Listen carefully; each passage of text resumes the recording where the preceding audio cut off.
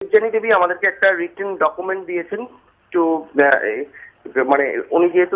ওনার সম্বন্ধে মিডিয়াতে অনেক সময় অনেক রকম কথা লেখা হচ্ছে, তো উনি ওটাকে একটু জাস্টিফাই করতে চান, ওনার পার্টটাকে উনি জাস্টিফাই করতে চান এবং উনি বলেছেন যে এটা খুব প্রয়োজনীয় যে আমিও আমার ভার্সনটা সকলের সামনে তুলে ধরি, কারণ মানুষের মধ্যে একটা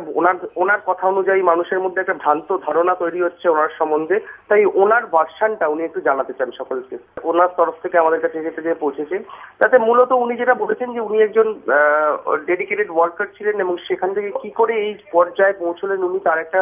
সংক্ষিপ্ত বিবরণ উনি দিয়েছেন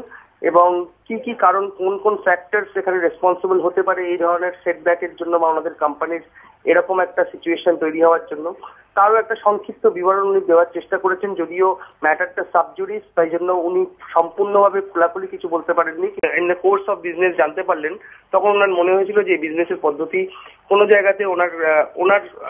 নীতি বা আদর্শের সাথে মিল হচ্ছে না, তাই জন্যই উনি সেই যেখানে যখন প্রতিবাদ করার চেষ্টা করেন তখনই ওনাকে সরিয়ে দেওয়া হয় বলে আমাদের কাছে ইনস্ট্রাকশন আছে। সিনিয়রদের সাথে মতবিরোধ হতো এই কথাটা লিখেছেন।